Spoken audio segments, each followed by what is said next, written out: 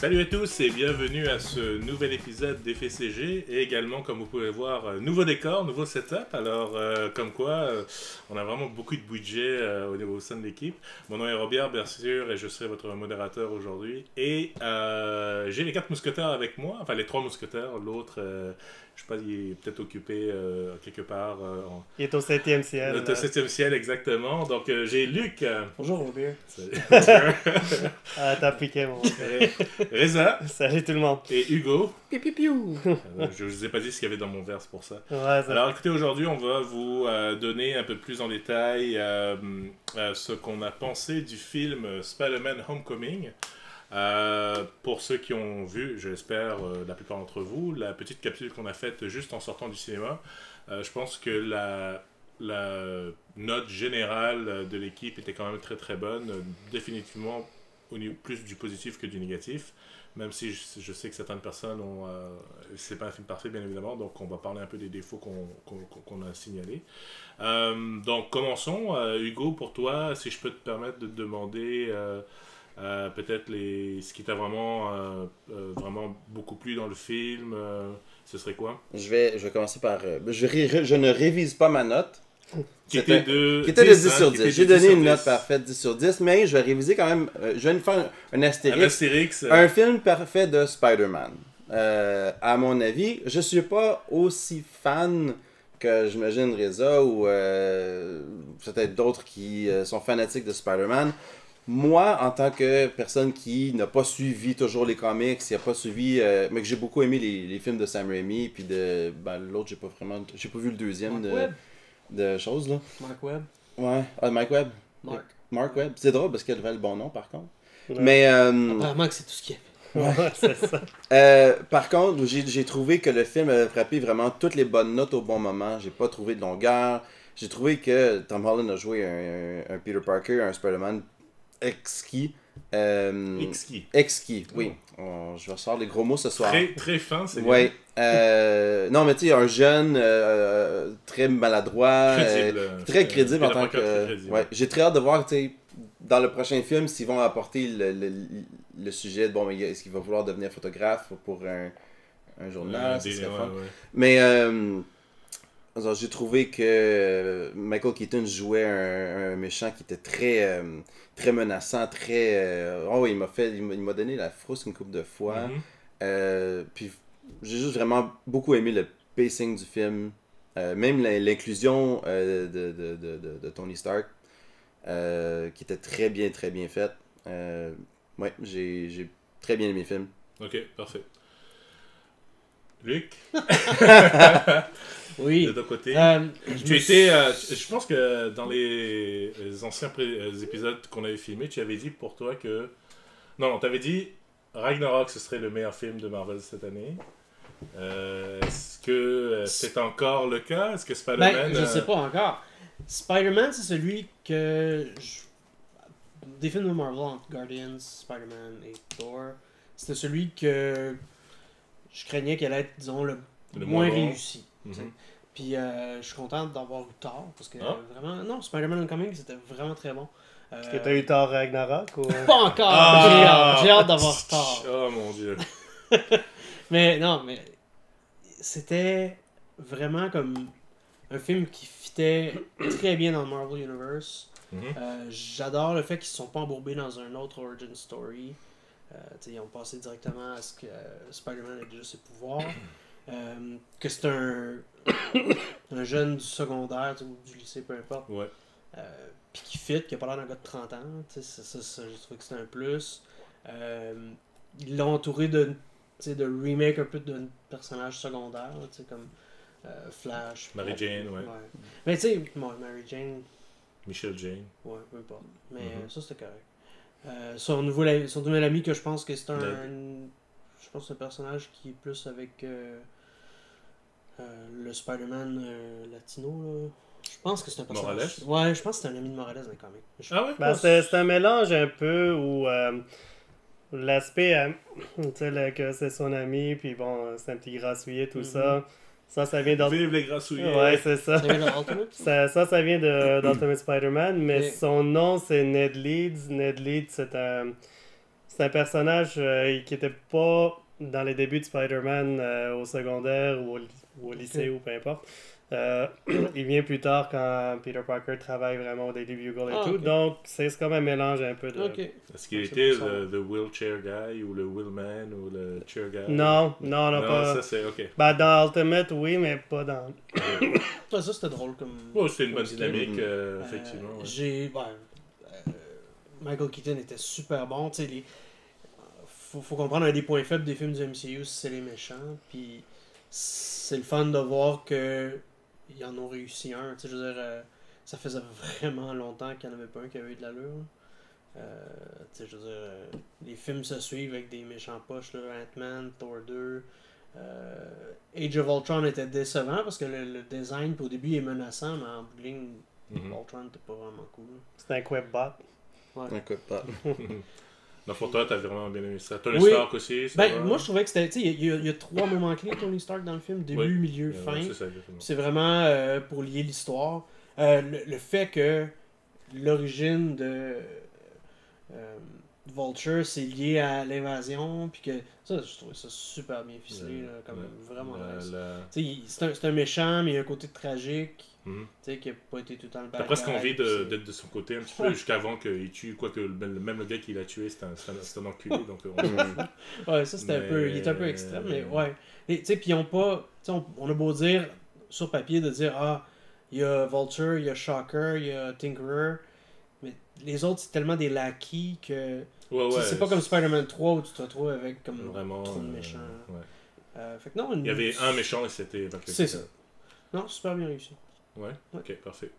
Reza, point positif quand même, je sais qu'il y en a quand même. 8.2 quand même.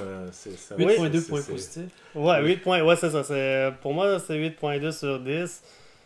Tantôt, je vais dire pourquoi c'est pas un film parfait. Mais là, il s'est corrigé. Avec un astérix. Ouais, c'est ça, exactement. Mais, non, les points positifs, je suis d'accord que Vulture, c'est un très bon villain. Michael Keaton était sur la coche. Michael Mando. Michael Mando? Quoi? C'est Michael Mando? Le gars qui va faire Scorpion. Oui. J'oublie son nom, mais je pense que c'est ça. Mais en tout cas, le gars qui faisait Vaz dans Far Cry 3, là, de Montréal. Puis... C'est cool que... c'est lui! Ouais. D'accord. Le gars qui fait des skits avec le dude. Ouais, il jouait Mac Gargan, qui va devenir Scorpion éventuellement. Ça, c'est s'ils le mettent dans un film de Spider-Man et non un des spin-offs de Sony. Fait qu'il va y avoir un film Venom, un film Scorpion, un film... Ce que j'ai lu, c'est que plus que le film de Silver Sable va inclure tout ce monde-là. Il y a un film de Silver Sable? Oui, Silver Sable and Black Cat, quelque chose comme ça. Bref, restons sur le sujet. Les points positifs. Parlons de Spider-Man. De Spider-Man Homecoming. Parle de bonnes choses. Ouais, c'est ça. Donc Michael Keaton, très bon, oui. Oui, c'est ça. Ils ont fait un bon choix d'acteur aussi pour Spider-Man. Tom Holland t'approuve? Oui, c'est juste, il a le bon âge. Ils ont fait un bon choix. Et juste le fait, simplement que c'est dans l'univers Marvel, c'est dans le MCU... Ça, c'est trippant aussi. Là. Le début c'est vraiment cool. Ouais, c'est ça, exactement. Puis le film est très actuel, étant donné qu'il se filme lui-même avec son portable et tout ça. Il y a un petit côté viral, un petit peu. C'est un millénial. Non, mais c'est bien, moi j'ai trouvé. C'est ça. C'est ça que DC a besoin. Donc, ça serait mes points positifs, puis ça compte pour beaucoup quand même. Oui, ok, parfait. Tout ça, rapidement pour ma part, un peu comme mes collègues, définitivement le cast a été vraiment excellent. Michael Keaton, on y croit vraiment, on comprend son raisonnement et on comprend qu'il veut, il veut agir que pour sa famille. Je veux dire, il y a quand même beaucoup d'argent, les gars. Là. On voit un peu la baraque qu'il a, puis la voiture qu'il conduit, mais voilà, la scène dans la voiture est excellente. Elle est vraiment une des meilleures scènes, je pense, de tension qu'on a vues au niveau de ne serait-ce que n'importe quel... tout de suite dans ma tête, je vois... Why did you say that name? Mais c'était vraiment très bien réussi. Le fait que Peter Parker découvre peu à peu ses pouvoirs, je trouve ça très très bien aussi. Tony Stark, il y en a eu juste assez. Il n'y en a pas eu trop ou pas assez. Moi, j'en ai eu pour ma dose. C'est un film de Spider-Man qu'on allait voir. Oui, Tony Stark est un peu là, c'est un peu le chaperon. C'est un peu le côté un peu... ok, je le guide. Il n'y a pas l'oncle Ben dans cette version-là. Où on en fait mention, mais très très loin. Et puis, à la fin, le fait qu'il a vraiment une possibilité réelle d'aller dans les Avengers, puis finalement qu'il dit non sans s'en rendre compte. Ça, je trouve ça vraiment très très bien. Alors... c'était vraiment cool. J'ai beaucoup ri. C'est ça qui est important, je pense, dans les films de Marvel. Je ne dis pas qu'il faut rire tout le temps, mais ils savent mettre des points d'humour là où ça compte. Ils savent, ne serait-ce que des détails. Moi, un détail qui m'a marqué, ça paraît idiot, mais lorsque, à un moment donné, il se fait frapper par Shocker à l'intérieur, quand il sort et qu'il est à l'intérieur du bus, à un moment donné, il voit en dessous des bancs et il voit plein de gomme dégueulasse. Ouais. Mais le directeur qui dit, ok, là, puis là, on va filmer plein de gomme, et puis là, Peter va dire, oh, c'est dégueulasse. Tu vois? Juste ces détails-là, je me dis, c'est pas du génie, mais je trouvais ça vraiment, ok, ouais, ils ont pensé même à ça. Alors, vraiment, le film m'a beaucoup plu. Et même, je suis allé voir une deuxième fois avec ma tendre moitié, puis elle aussi, elle a bien aimé. Puis là, j'ai vraiment, la surprise et tout ça, l'excitation était passée, mais j'ai trouvé quand même le film vraiment très très bon. Donc ceci étant dit, c'est pas un film parfait pour certains. Que dire peut-être des points négatifs, Reza, justement, vu que tu en as quelques-uns. Ok, ouais, c'est ça. Non, c'est pas un film parfait. Je dirais même que Guardians 2 était mieux. Et je dirais que au-delà de ça, je suis même pas sûr que c'est le meilleur film Spider-Man à date. Ouh. Ok. Ok, parce que quelques points. Premièrement, en général, je vais juste parler des points peut-être moins importants là, puis je vais monter de.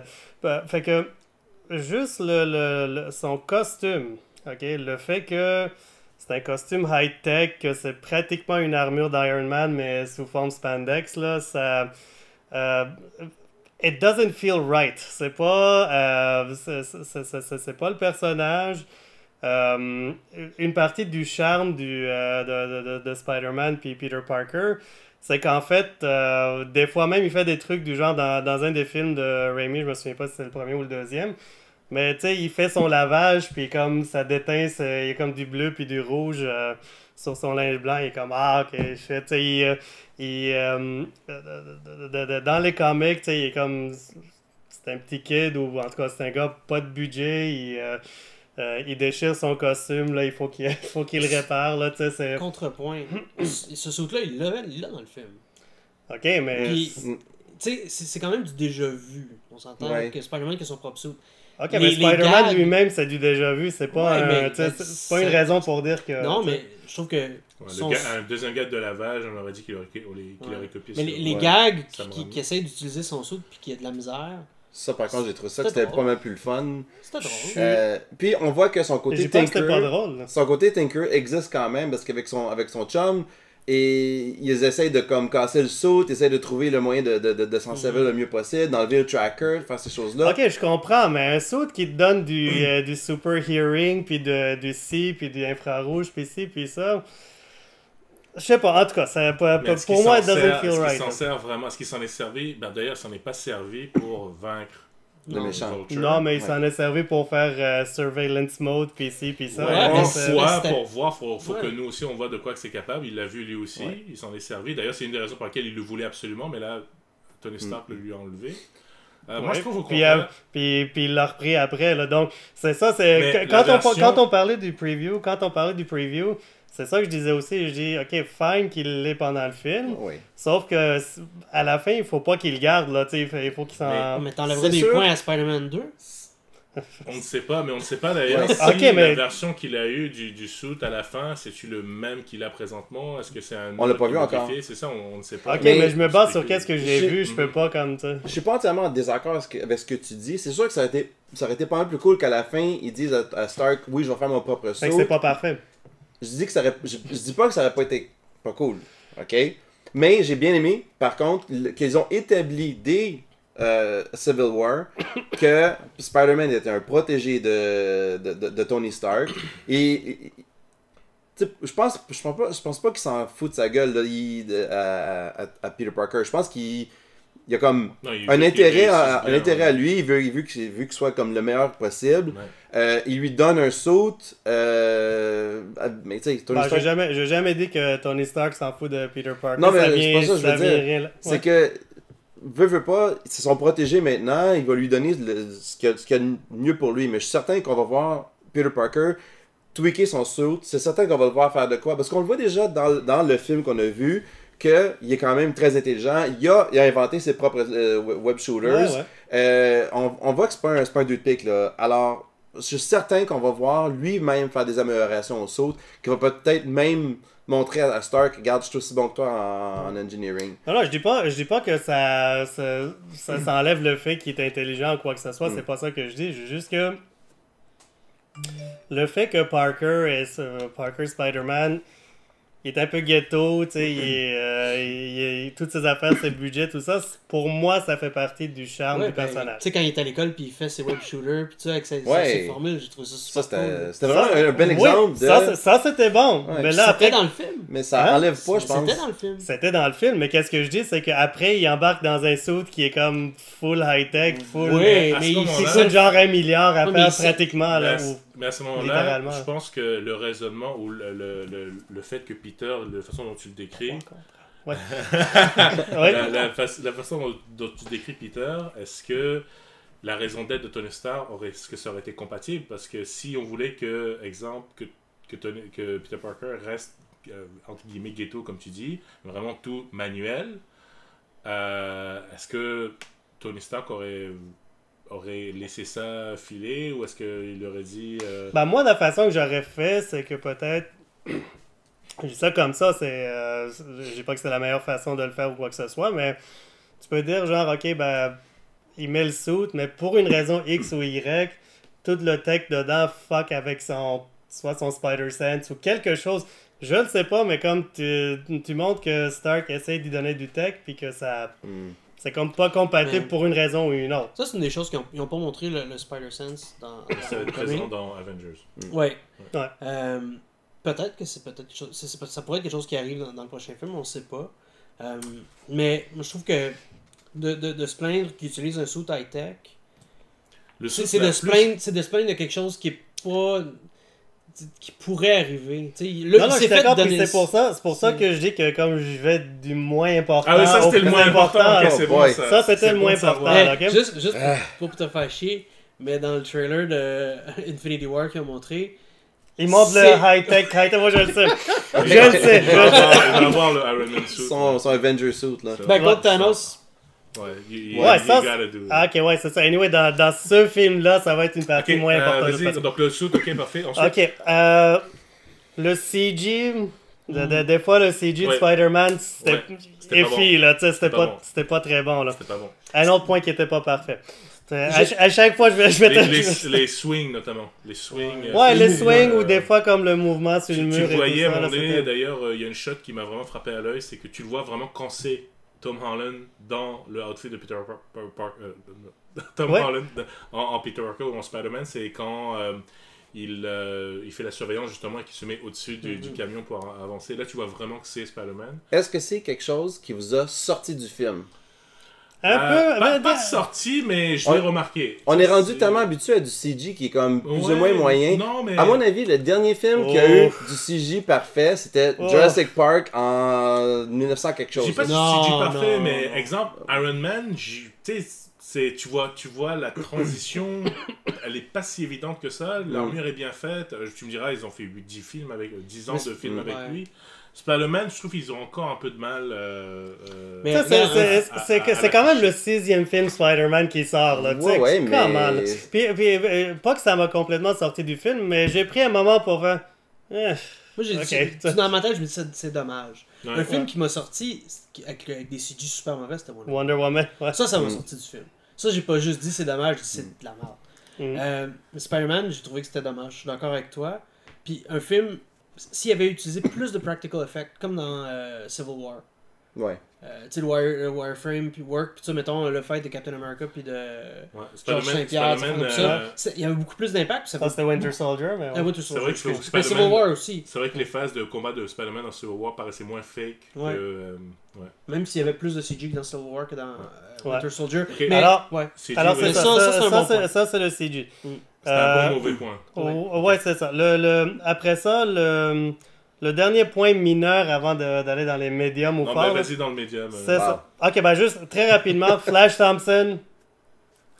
Vraiment mauvais. C'est le vieux pour l'autre. Ouais, c'est ça. Je connais pas le personnage, fait que je m'en fous. Non, non, mais je comprends qu'il est supposé être bully, mais bon, mental bully, whatever. Mais mais c'était un mauvais bully millennial. Tu sais, c'est comme. Ses jokes étaient pas drôles, c'était pas intelligent. Pourquoi qu'il serait populaire, tu sais, il est pas bon, il est pas smart, puis il est pas fort. Fait que, il aurait dû faire Flash Patel, en fait. Il est riche, ouais, c'est ça. Ouais. Ok, anyway. Vas-y. Après ça, là, on va dans les points plus forts. Un, c'est que je trouve que c'était un petit peu superficiel comme film Spider-Man. Dans le sens que un truc que les films de Raimi ont très bien fait, c'est de montrer que, oui, c'est un kid, tout ça, mais il y a pas juste des problèmes de kid, il a des fucking problèmes, là, tu sais, genre, il faut que... premièrement, je comprends qu'il voulait pas refaire une origine de Spider-Man et tout, mais une partie très importante de ça, c'est la mort d'Uncle Ben, puis c'est le fardeau que ça lui met sur les épaules. Tu sais, Spider-Man, c'est un kid avec le poids du monde entier quasiment sur les épaules. Là, tu sais. Dans Homecoming, on dirait que... Aunt May est plus jeune aussi, donc elle est capable, c'est pas une vieille dame de 80 ans. Relié à ça, je trouve que oui, c'est le fun que... Ok, c'est Marissa Tomei, Milf, haha, tout ça. Mais... en bout de ligne, ça enlève quelque chose aussi parce que... Non, moi, je trouve... on peut se concentrer sur autre chose, puis il le dit au début, il ok, demande à Ned, mais le autre chose, il n'y a pas grand-chose d'autre. C'est ça que je dis, c'est que même si tu veux pas refaire une origine, au moins explique, soit comme dans une espèce d'intro à la Incredible Hulk, ou quelque chose où tu fais un recap pour dire, ok, regarde, il y a ça qui est arrivé... Ouais. Il y a ce sens de responsabilité. Tu sais, ils l'ont plus mentionné dans Civil War que dans tout le film Homecoming. Mais ce qui arrive, c'est que justement, le fait qu'il n'ait pas tant de grands problèmes que ça, le paradoxe que ça crée, on le voit au début du film, c'est qu'il veut bien faire, il veut aider les gens et il merde complètement. Imagine, tu es un petit kid de 16-17 ans, t'attends à 3h l'après-midi pour sortir de l'école, tu veux aider les gens. Et là, parce que là, t'as pas de grandes espérances, t'attends l'appel de Happy pour aller encore sauver le monde, et là, t'as rien. Donc là, il y a comme une envie de bien réussir, de bien faire qui n'est pas là. Et ça, j'ai trouvé ça un regard assez... Ok, imagine, tu as des super-héros, tu veux faire tout ce que tu veux, mais finalement, tout ce que tu veux essayer de faire... Ok, mais attends, ça mais là... toujours des bonnes actions. Non, ça, je suis pas d'accord pour dire que ça revient au même, parce que... Prends les films de Raimi, puis ça, c'est le point vraiment comme bien qu'ils avaient bien mis... pareil que dans les comics, c'est que être Spider-Man, ça fuck sa vie complètement à Peter Parker. Là. C'est pas juste que, ok, il veut bien faire, puis comme des fois il arrive pas, tout ça. C'est que tu sais, être Spider-Man, ça fait qu'il y a des choses importantes qu'il est pas capable de faire dans sa vie en tant que Peter Parker. On le voit, il manque la compétition, il déçoit. Il déçoit la chicks. Et on le voit, ça. Il fait emprisonner son père. Ouais, il a emprisonné son père. Le père de Liz... il fait emprisonner son père. La fille, elle se pousse, tu sais, la fille qui... Ok, je veux juste faire arrêter. Mais ça, c'est du petit problème. Là. Oui, mais c'est ça le but. Oui, il aime la fille. Pour moi, mais, pour un ado... Tu peux pas avoir un downfall avec un impact si le personnage part pas d'un certain niveau. Si tout de suite, en partant avec un recap dans les 4 premières minutes, tu dis hey, son oncle est mort, la vie c'est de la merde, il est suicidaire. Non, justement. Attends, laisse-moi finir. C'est ça que tu disais là, tantôt. Là. Un recap pour dire que sa vie c'est de la merde, il porte le fardeau du monde. Ouais. Si tu commences là, il commence déjà, la vie est rough pis tout ça, fait que tu commences pis you don't really feel for him, tu sais. Tandis que là, avec Homecoming, ils font commencer quand même. Le gars, il est un peu carefree, il veut aider le monde, il fait mais c'est partie ça des Avengers. C'est ça qui fait pas du sens. Attends. C'est de là que tu le fais tomber. il scrape sa vie, il perd son rôle des Avengers, puis tu sais, il faut qu'il se rachète, puis... Ça n'a aucun sens. He needs to suffer loss and we need to that makes no sense, parce que perdre son oncle Ben, de la façon qu'il a perdu, c'est le plus bas des bas. N'importe quoi qui arrive dans Homecoming, puis ces petits problèmes avec Liz Allen, puis tout ça... Ça se compare même pas. Attends. Moi, je parle pas de ça. Non, mais attends, mais toi, tu parles de Downer puis tout ça, là. Oui, de Downer qu'on n'a pas vu encore dans les prochains films. Ok, mais ce que je dis, c'est que un autre aspect important, c'est que Peter Parker, malgré ça, malgré le poids qu'il a sur les épaules, un point qui est le fun avec le personnage, c'est que peu importe, il essaie de comme faire tout fonctionner quand même. L'espèce de séquence qui ont pris à un moment donné où il y avait comme des débris sur lui, puis bon, ça c'est pris d'une page, je sais plus quel numéro, là. Le comic où Ben lui dit... non, il passe comme X nombre d'heures à tenir une bâtisse. Ouais, c'est ça. Bref. Ça, c'est parce qu'il fallait qu'il soit en deux. En tout cas, j'en aurais plus à dire. T'en as un autre en 30 secondes? Le bottom line, c'est que le personnage est pas aussi lourd, a pas autant de substance, je trouve, que... surtout les deux premiers Spidey de Raimi. Puis c'est pour ça que je te dirais à la limite, ces deux films-là, c'est des meilleurs films de Spider-Man que Homecoming. Je dis pas que Homecoming c'est mauvais. 8.2 c'est quand même un A-. C'est pas une mauvaise note. Ou un 16 sur 20. C'est ça. Mais Spider-Man et Spider-Man 2, je trouve que c'était des meilleurs films. Hugo, en terminant. Merci, Rosa. On n'a pas toujours besoin d'un rehash, d'une origin story, comme la mort des parents de Bruce Wayne, comme la mort du père de Superman. Spider-Man 2. Pas grave. C'est pas un rehash, Spider-Man 2, puis c'était bon. On n'a pas besoin de d'avoir ce drame-là. Le film courant, Homecoming, crée le drame, crée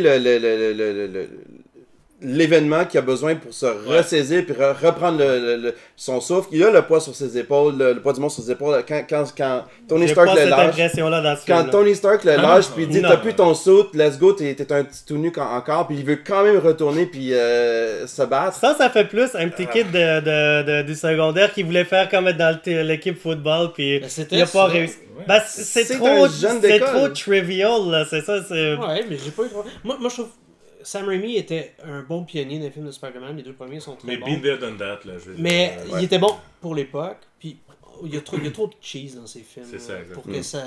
Je comprends, puis c'est pas ça non plus, c'est pas des films parfaits, mais en tant que film Spider-Man, c'était des meilleurs films. Puis Spider-Man 2, c'était pas un rehash de l'origine. Tout ce que je dis, c'est que attendez de jouer au jeu sur PS4, ça va être encore mieux que Spider-Man 2, Spider-Man il perd ses powers parce qu'il croit plus en lui. Come the fuck on! Okay. Est-ce qu'on avait vraiment besoin d'entendre With great power comes great responsibility? Encore non. Sur ces belles paroles. Ça aurait pas fait du mal dans Homecoming.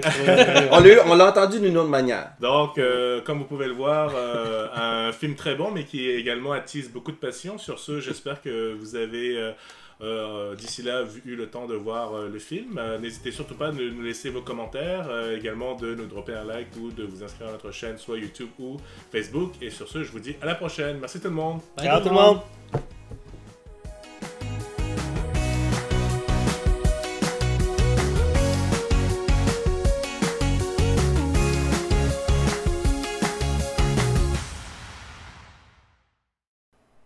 Non, mais vraiment, là. Non, puis la musique était meilleure dans les deux premiers aussi. Ça,